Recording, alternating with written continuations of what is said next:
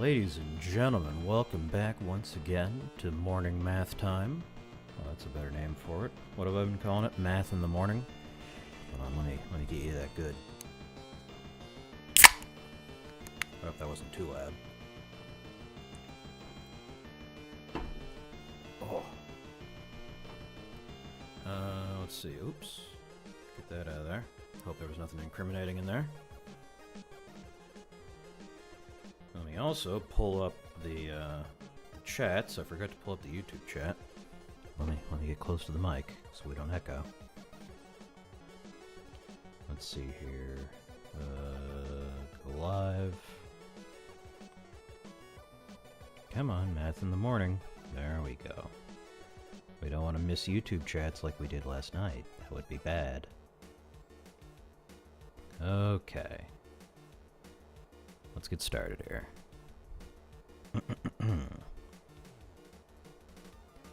Perfect. Let's build this from the ground up using your coding intuition as our foundation. Oh, I should probably explain the premise, huh? Yeah, I'm learning calculus for ML and I need some help shoring up my weaknesses. I have basically no math education, only know what I taught myself in learning to code, so I'm great at applying calculus, I just don't actually understand any of the analytical solutions to anything, notation or underlying theory. Today's goal, understand how to compute derivatives analytically by hand or formula and when each approach is better. Guide me with questions. I need to understand why the analytical derivative of x to the 2 minus 4x plus 4 is 2x minus 4, not just memorize it. Perfect. Let's build this from the ground up using your coding intuition as our foundation. First, a quick question to calibrate. When you compute derivatives numerically in code, what are you actually calculating? Like, what's the formula you're using? I'm asking because that numerical approach is actually the definition of a derivative. And once we understand why it works, the analytical formulas will make sense as shortcuts.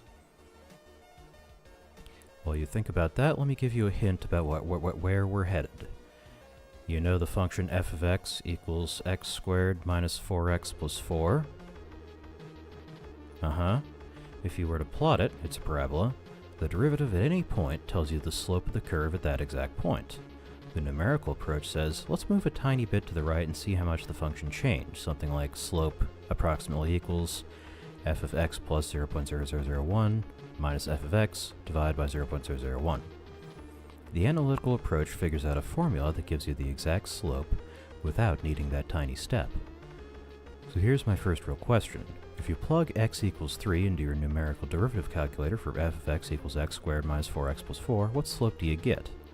And does that match what 2x minus 4 gives you when x equals 3? Well, when doing ML in practice, the differentiation is handled by AutoGrad. I know AutoGrad just works by tracking what operations are done to a number and then applying the chain rule to get the analytic derivative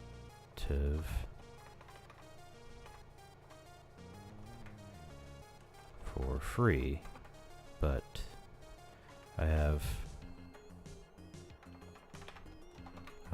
know this is what is happening under the hood, but I couldn't tell you how to get Torch or any other program to actually spit out a derivative.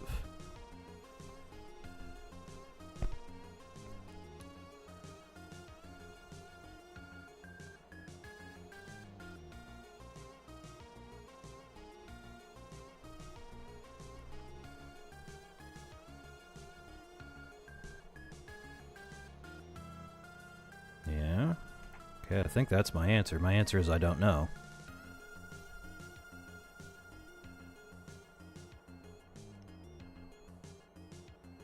Ah, perfect. That actually clarifies things. You understand the concept. AutoGrad tracks operations and applies the chain rule. but you haven't actually computed a derivative yourself, numerically or analytically. That's a great starting point. Is it? Is it, Claude? Is it a great starting point? Let's build from scratch then. The core question, what is a derivative? What is the cacodemon? No. Imagine you're driving and your position over time is given by f of t equals t squared. At t equals 2 seconds, you've traveled 4 meters.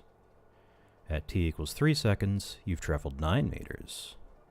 Whoopee. Your average speed between those two times is 9 minus 4 over 3 minus 2 equals 5 meters per second. But what's your speed at the exact instant when t equals 2? That's what the derivative is, your instantaneous rate of change. Well, I know that. Here's the key insight. To find instantaneous speed, we calculate average speed over smaller and smaller time intervals. Between t equals 2 and t equals 3, average speed equals 9 minus 4 over 3 minus 2 equals 5. Between t equals 2 and t equals 2.1, average speed equals 4.41 minus 4, 2.1 minus 2 equals 4.1. Between t equals 2 and t minus t equals 2.01, average speed equals... Question. Okay.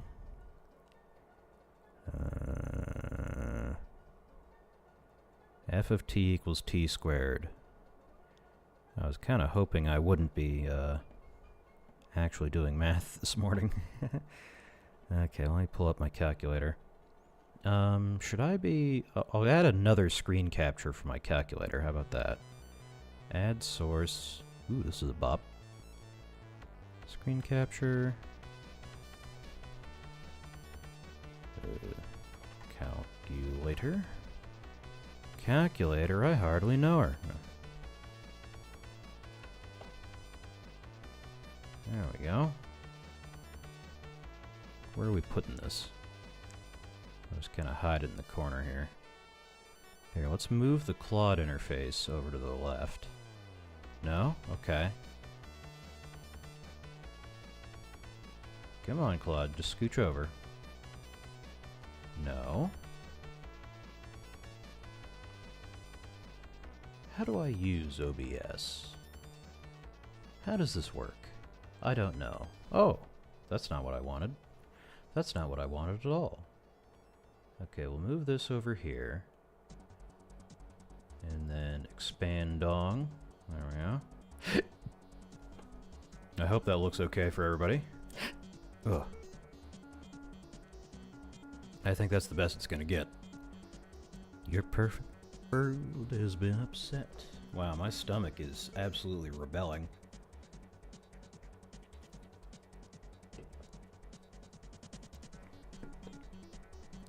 So what is my sneed at the exact instance when t equals 2? Well, it's f of t equals t squared. Okay.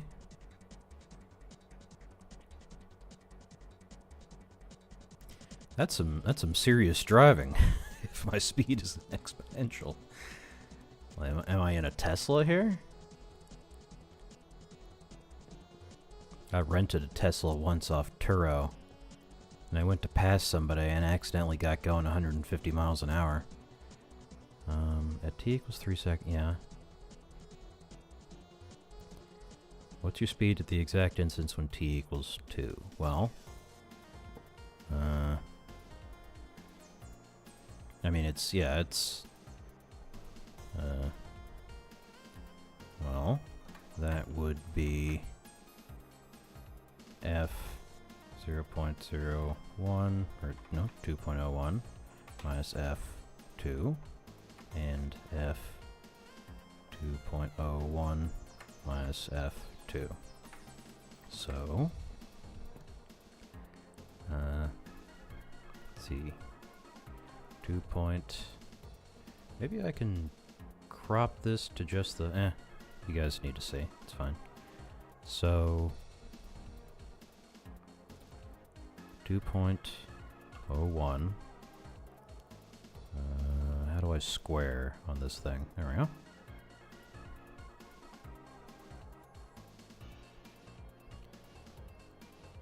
Okay, f of, so, oops, 2.01 the power of 2 equals 4.0401. And then 2 squared is just 4. So 0.0401 and all clear. 2.001 squared is 2.01 squared equals... Nah! Why is it not copying right? What? This always worked before. Am I hitting the wrong thing? There. Cripes. So that's 0.004001. Right? I think.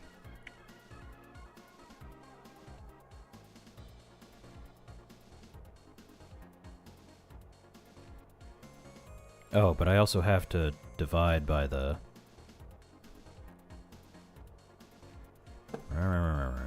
I need to divide by change in x.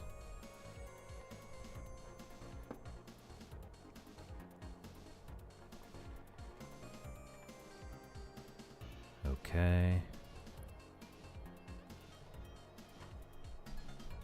Okay. So dy equals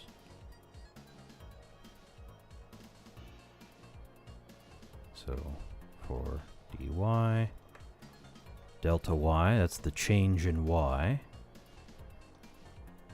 dividing by dx, 0.0401 over 0.01 equals, I think we can just paste this in. Can we? Yes, we can. Yes, but we can't copy it back out. 4.01 and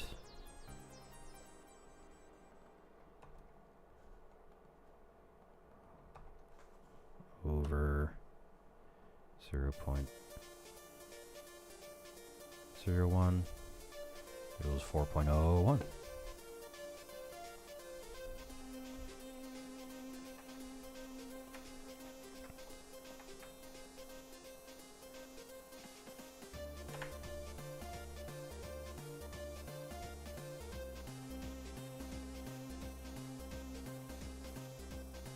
Exactly right. Okay.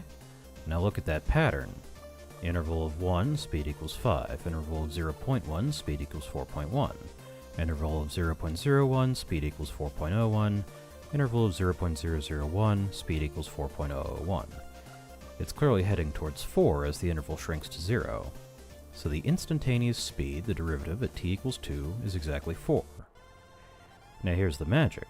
The analytical derivative formula for f of t equals t squared is f prime of t equals 2t. What?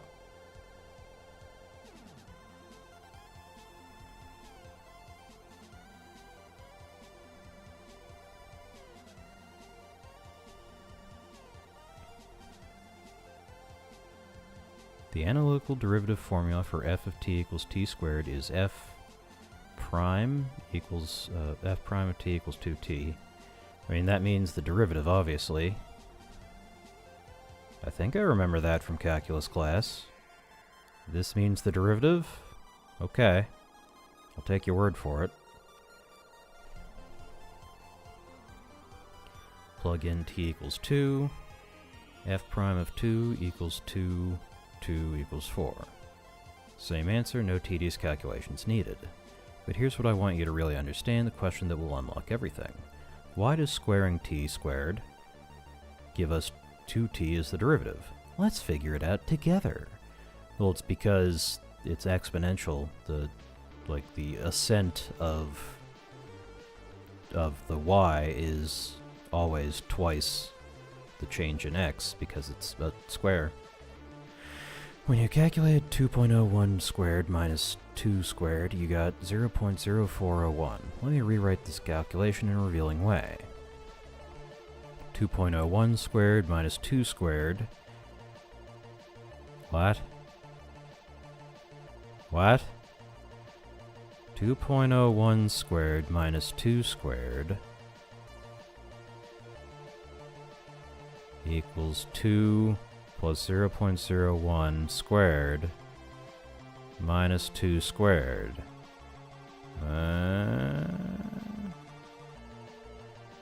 Can you expand 2 plus 001 squared using algebra? Just like a plus b squared equals a squared plus 2ab squared plus b squared. You're assuming I know high school algebra, which I don't. Hey. I should get some water. Hold on. Entertain yourselves for a second.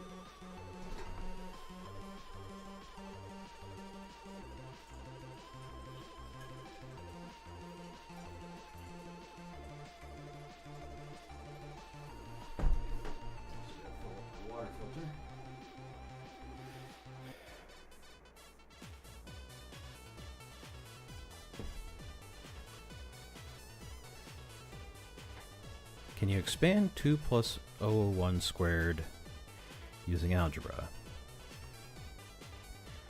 Well, I wouldn't be able to, but you gave me the formula, so... Okay, well...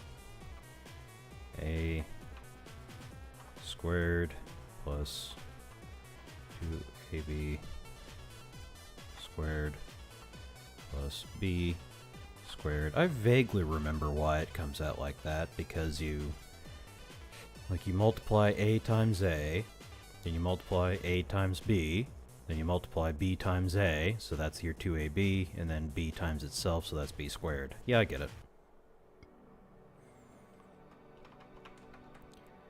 Okay, 2 squared plus 2 2 times 0.01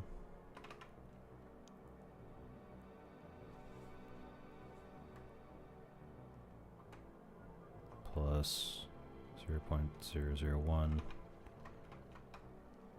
squared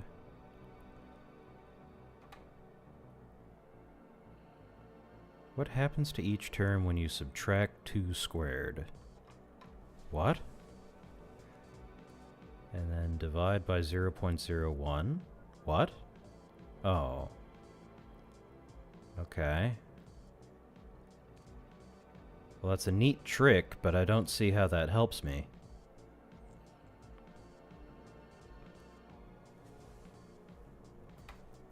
Subtract 2 squared. You're left with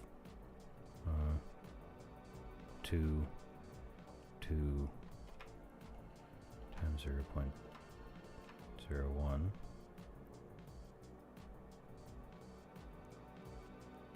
plus 0.001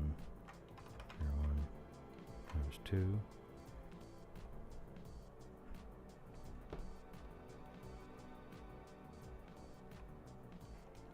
leaving. I don't quite remember how to execute that division. How to divide a term like 2.2.01. But I think I get what you're going for. It cancels out to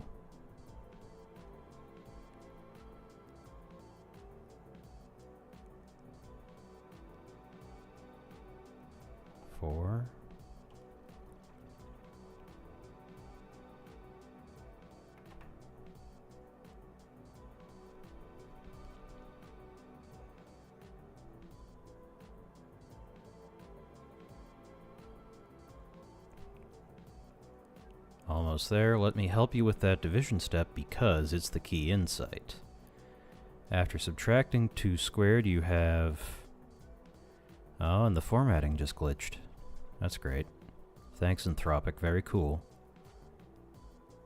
After subtracting 2 squared, you have 2, 0.01, plus 0.01 squared. Divide the whole thing by 0.01. Split it up. What the fuck? What the fuck am I looking at?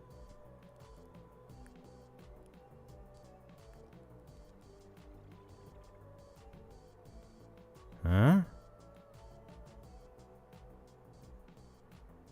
2 of 2 of 0.01 over 0.01. What? What? What? Oh, okay. I guess that makes sense. I don't understand how he broke it up like that. Oh, no, what? Okay. I don't remember algebra. You can distribute this 2 over the things in the parentheses, right? 2 times 0.01 is the same as 4 times 0.02, right? Is it? I don't fucking know. I don't know. Yeah. Algebra just doesn't work with my brain. I just don't think that way. That's exactly what you calculated numerically, Twinkle. Okay, Claude. Now here's the profound part. What happens is that step size gets smaller and smaller. He's trying to get me to limits, but I get limits. It's just actually doing anything that I don't understand. The first part, 4, stays constant, but the second part goes to 0.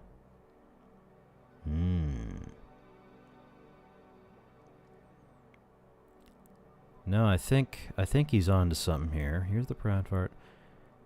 For the profound fart, what happens is that step size gets smaller and smaller. Step of 0.01 gives 4 plus 0.01. Okay.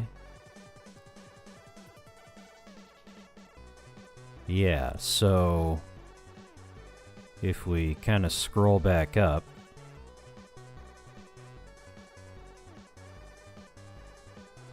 to, yeah, here. You notice the, this is our step size. So as this goes to 0, it disappears and we're left with what? What is the point of this? I don't understand what this is supposed to teach me. The first part stays consistent, but the second part goes to 0. So in the limit we get exactly 4. The general pattern for f of x equals x squared. If we do this algebra with any x, not just x equals 2, we get derivative equals 2x plus tiny step. Okay. As the step approaches 0, we get f derivative of x equals 2x. Question for you. Now that you see where the 2x comes from, can you guess what the derivative of x cubed might be? Ah, we went over this last time. It's 2x plus x cubed. Alright.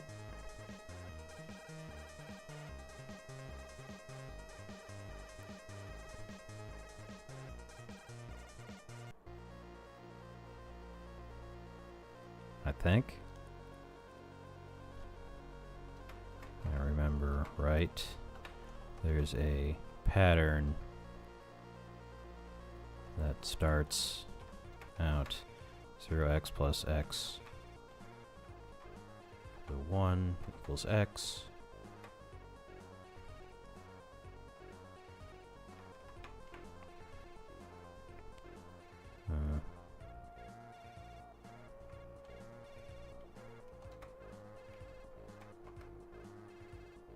Um...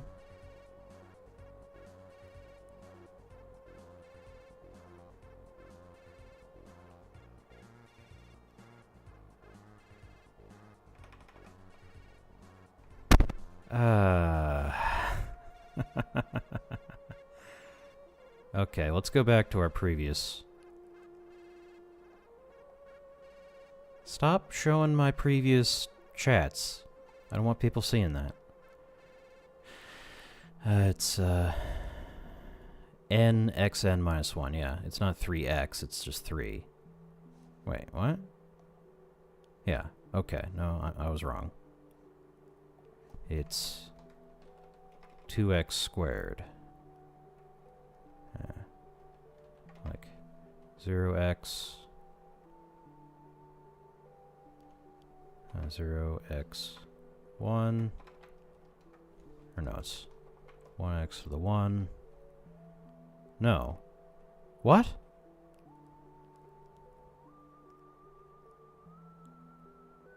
Yeah, 0x to the 1.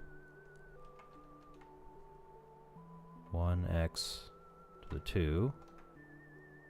No, I don't, what? No. It's 1x to the 0. 2x to the 1. 3x to the 2. Yeah, it's 3x to the 2. 4x to the 3, and so on.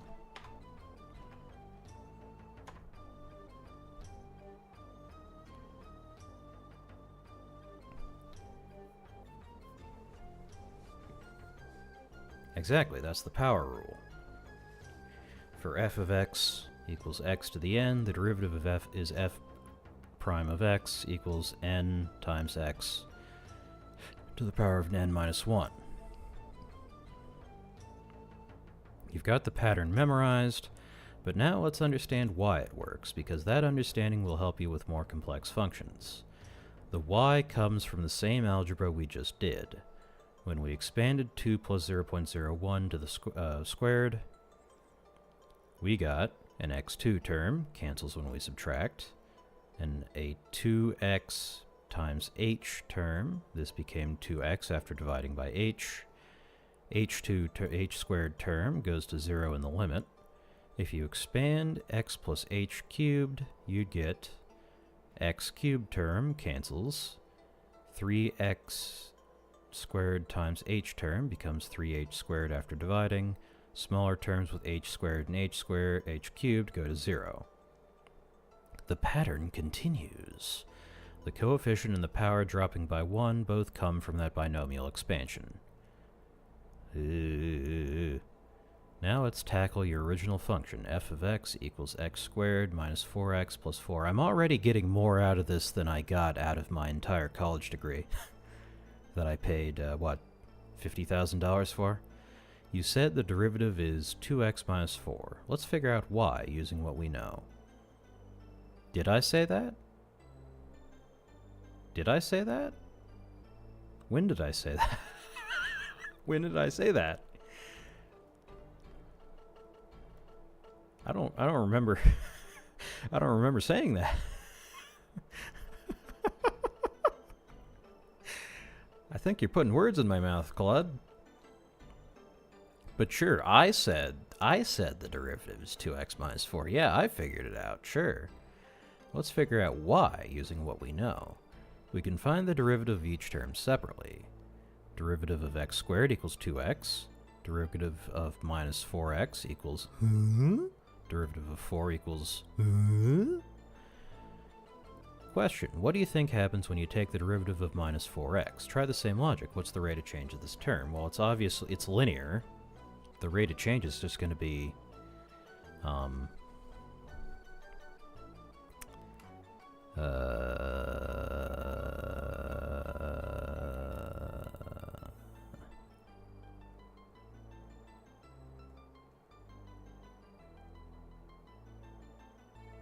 minus 4.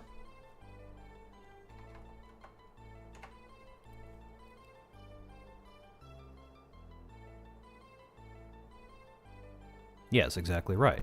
Here's why. F of x equals minus 4x is a straight line with slope minus 4. The derivative tells you the rate of change, and the straight line has a constant rate of change. That way, that's what makes it straight, so the derivative of minus 4x is just minus 4 everywhere. You can verify this numerically. 2 at x equals 2, f of 2 equals minus 8 at 2.01. More generally, the derivative of any constant times x is just that constant. This fits the power rule too. Minus 4x equals minus 4x to the 1. Using power rule, 1 times minus 4x to the 0 equals minus 4 times 1 equals minus 4.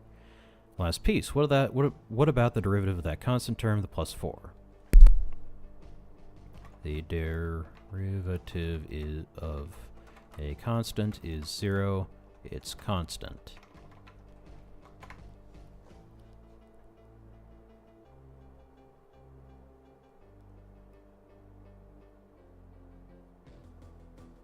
Perfect. So now let's put it all together.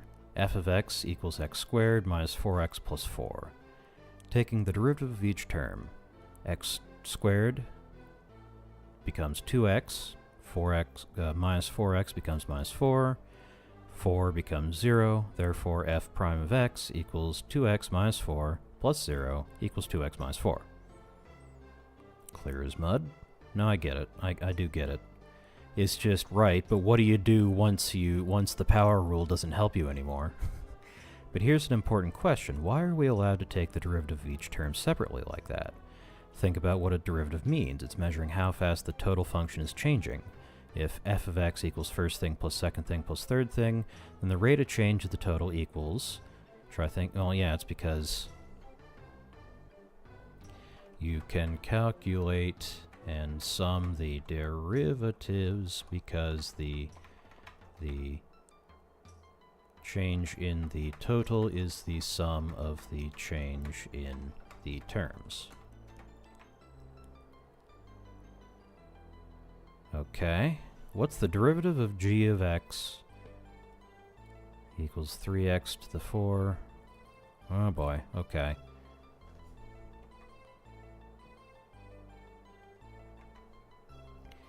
X to the 4.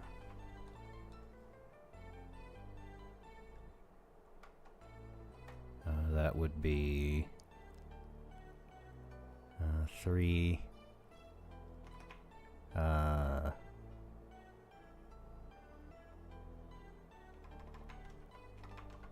x to the 4. What do we do with the 3 in this case? It would be 3x to the 3.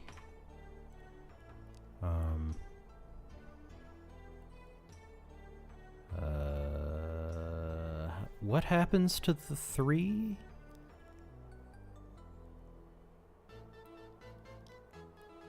Ah, boy.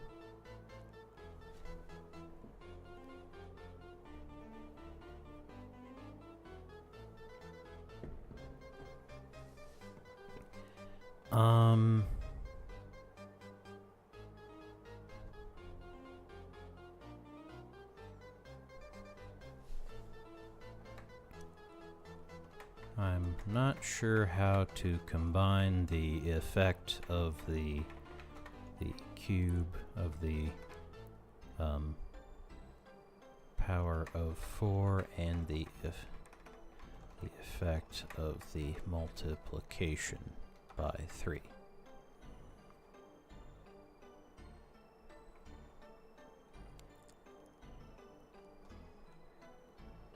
And 3x 3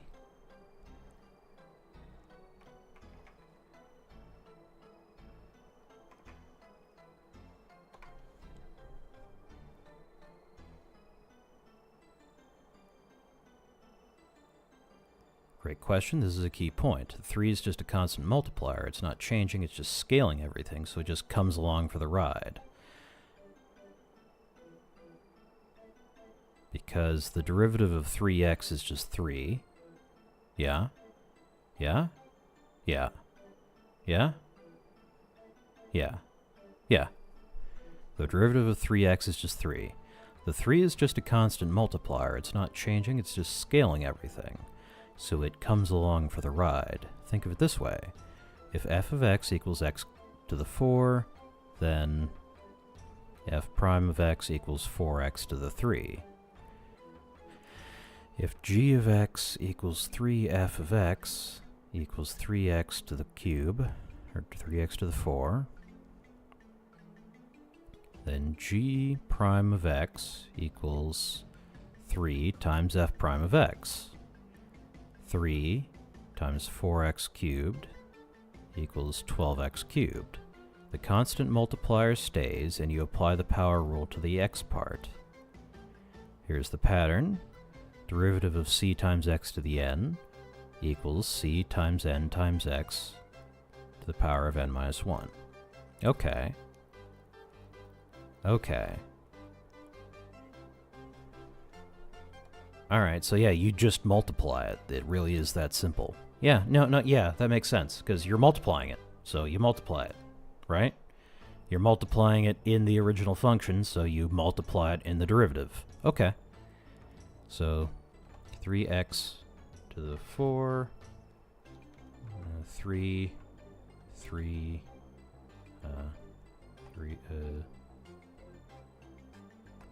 4x to the 3 equals 12x to the 3, 2x to the 2,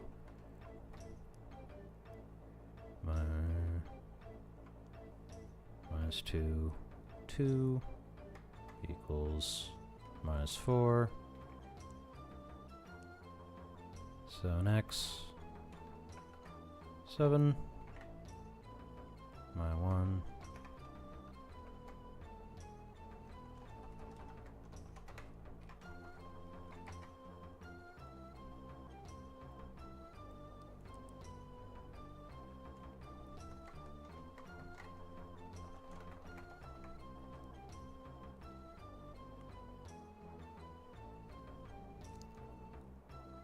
So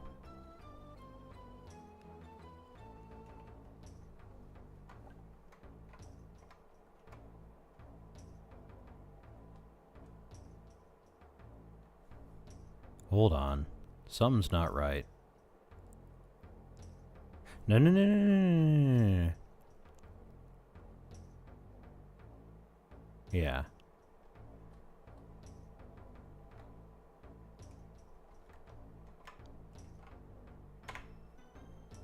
No, that's not right. At the moment I hit enter, I realized it's not right. Absolutely correct. Oh, okay. All right, because I was hallucinating a x to the 3 term, but there isn't one. Okay, I have a little confidence, maybe. Absolutely correct. Whoopee. G prime of x equals 12x to the cube minus 4x plus 7. You just computed an analytical derivative from first principles. Yay! More importantly, you understand why each step works.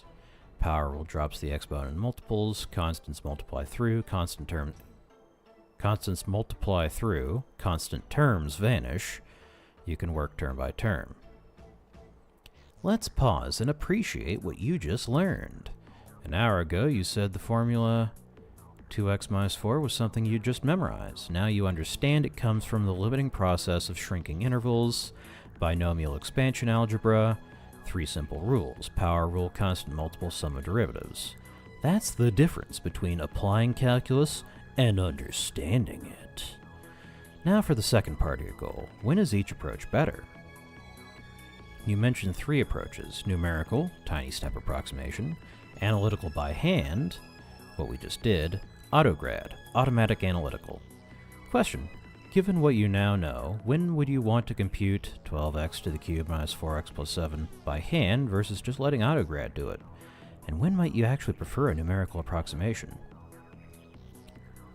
I think I always want autograd to do it because I don't like doing math.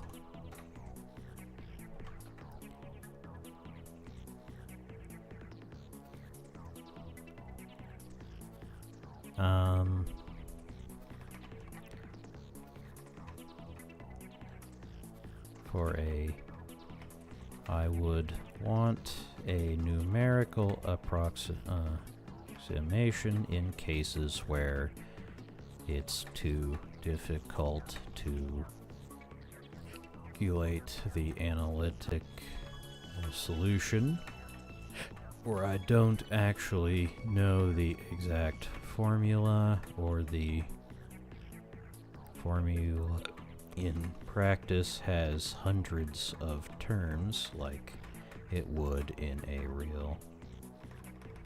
The derivative used to calculate the gradient to adjust any parameter, any individual parameter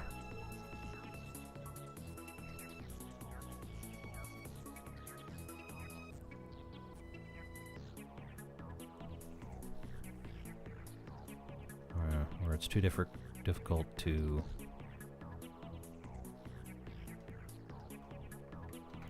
maybe.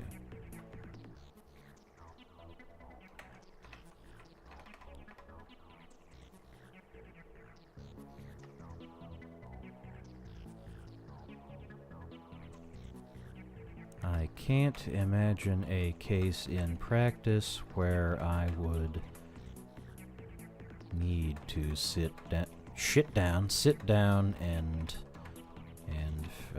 figure out a derivative analytically by hand.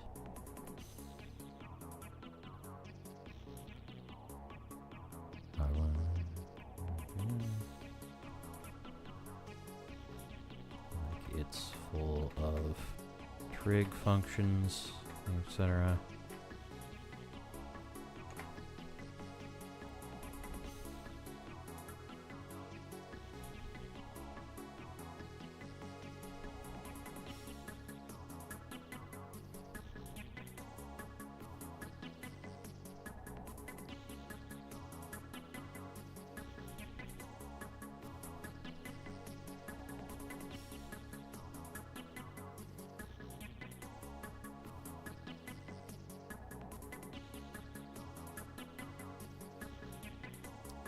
Fair enough, you're being honest and practical.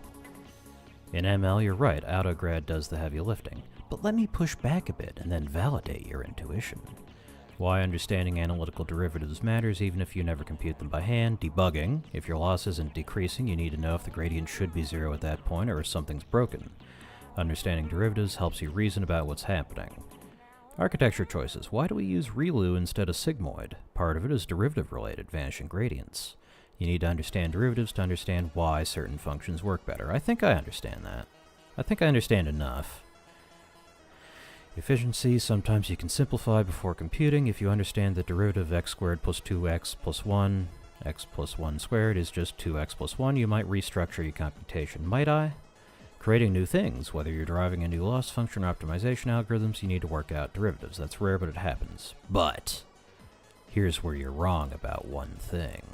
Trig functions are actually super easy to differentiate analytically. Yeah, okay, alright, okay, yeah, I know. Sine of x, yeah, I forgot about that. Yeah, the derivative of sine of x is just cosine of x. I forgot about that, yeah.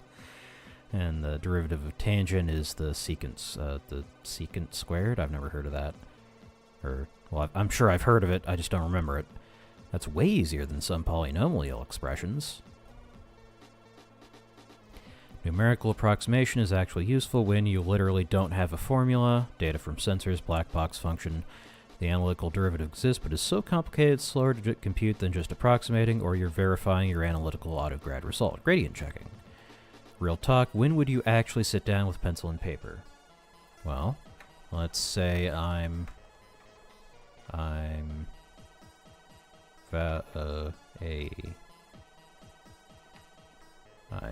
just read a paper on some new optimizer.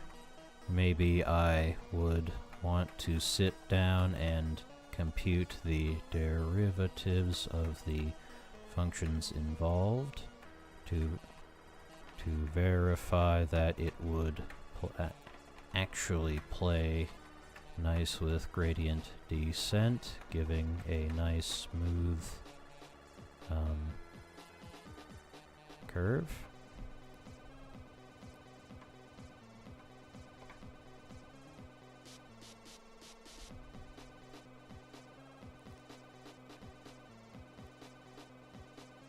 Exactly, that's a perfect example.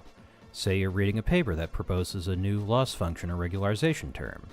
You'd want to check, does the derivative exist anywhere, or does it have nasty discontinuities?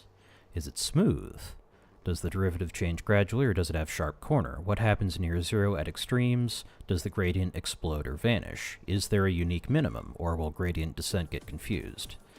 Here's a concrete example. The paper proposes a loss term, L of x equals x, the absolute value of x. You compute the derivative. For x greater than 0, derivative equals 1. For x less than 0, derivative equals minus 1. At x equals 0, derivative is undefined. This tells you gradient descent will have problems at 0. It'll bounce around instead of converging smoothly. This is why we often use smooth alternatives like x squared or square root of x squared plus e. Here's a question to test your understanding. If a loss function has derivative L prime of x equals 100 x to the 99, what problem might you anticipate during training? Think about what happens when x is even slightly bigger than 1 versus when x is close to 0.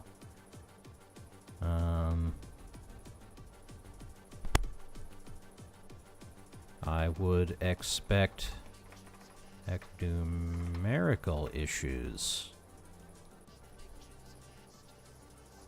It would push my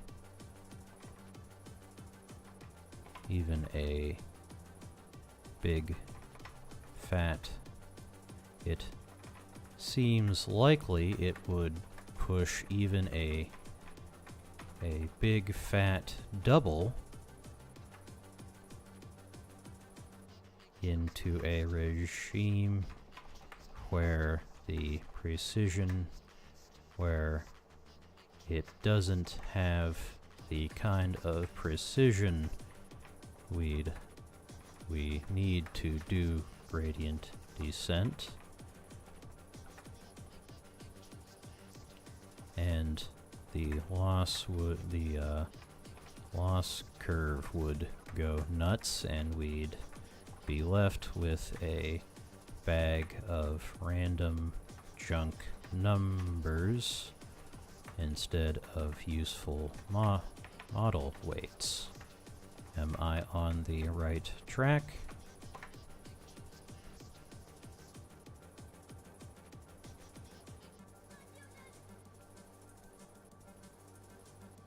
Oh, no. You're definitely on the right track with numerical issues, but let me refine your intuition. The main problem isn't exactly precision or overflow, though those can happen. The bigger issue is about gradient magnitude. Well, look at what L prime of x equals 100 x 99 does. When x equals 0.1, gradient equals 100 times 0 to the 99 minus 99. Basically 0.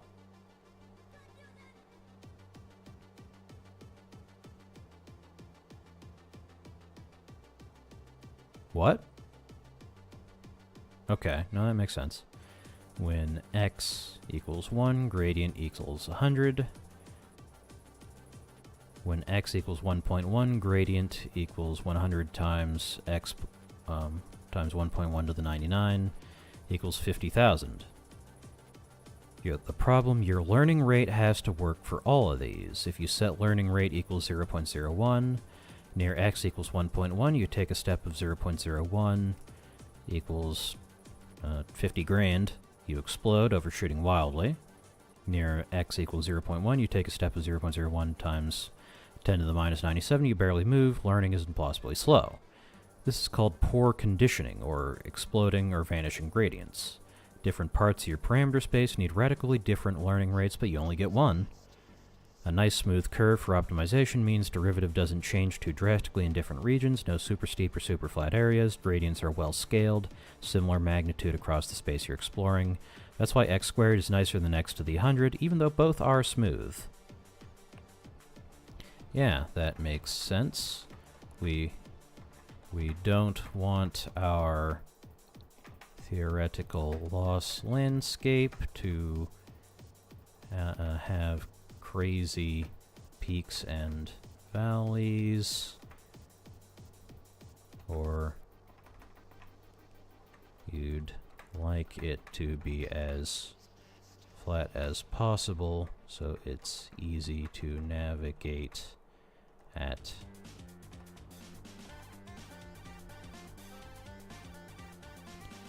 when moving at relatively at more or less constant speed, the learning rate.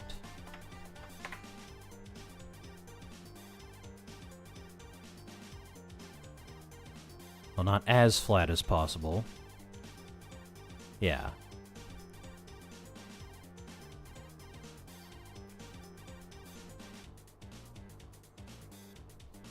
Okay, yeah.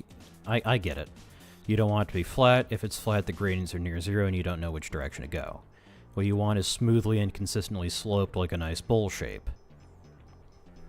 Clear gradients that point towards the minimum, but those gradients don't change magnitude too drastically as you move around. Think a gentle hillside you can walk down, not a cliff with random flat plateaus. The ideal lost landscape has a clear downhill direction, changes smoothly to the derivative of the derivative. The curvature is reasonable. Doesn't have crazy steep spots next to flat spots. That's why x squared is so nice, it's a perfect bowl. The gradient at x equals 10 is 20, and at x equals 1 is 2. That's a 10x difference for a 10x change in position. Very manageable.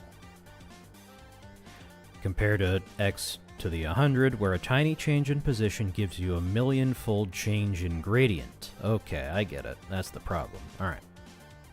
So let's bring this home with a practical question. You now understand what derivatives are, how to compute them analytically. Do I?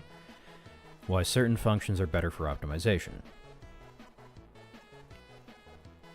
Can you explain to me, in your own words, why the derivative of x squared minus 4x plus 4 is 2x minus 4, starting from the definition of a derivative as a limit? Okay. We can immediately dispose of the plus 4 because it's constant and we only are asking about change.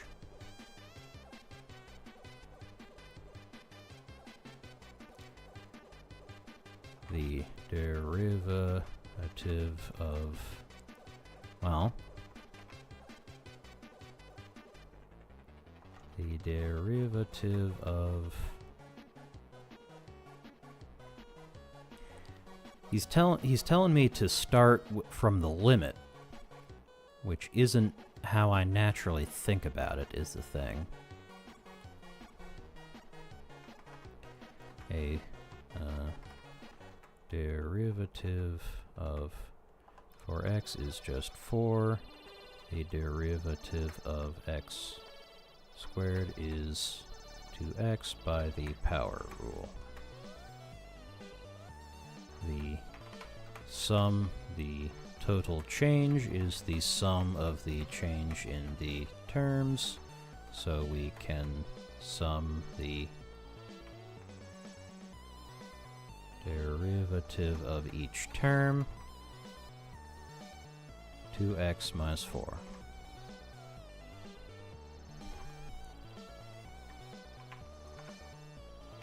That isn't a starting from the limit, though.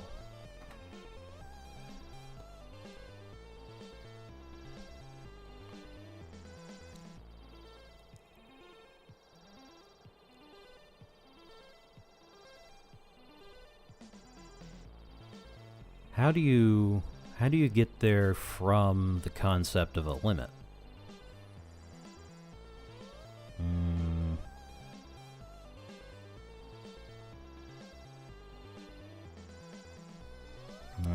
not sure.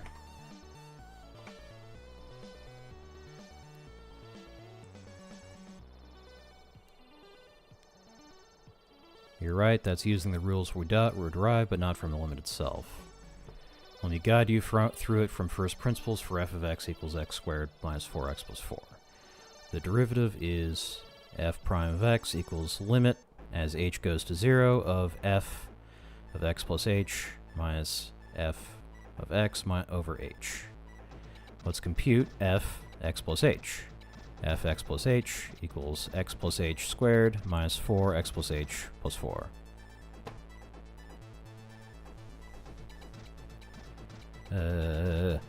Expand x plus h squared and minus 4x plus h, then tell me what you get for f of x plus h.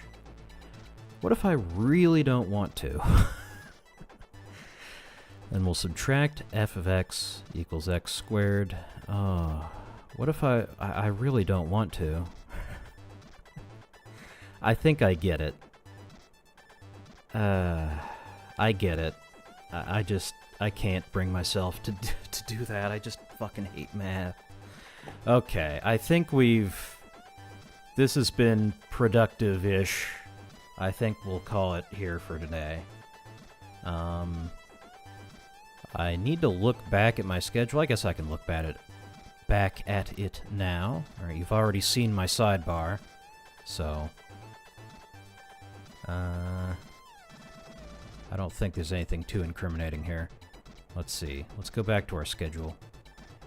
Am I supposed to stream tonight as well?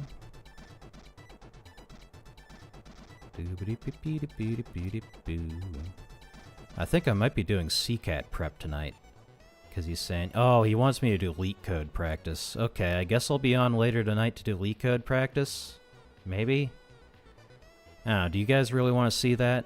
Maybe. Let's see. Yeah, okay. I'll decide. I'll see how I feel after I clock out at my day job. But, yeah, that's all for tonight. Or no, all for this morning, at least. And, I'll see y'all next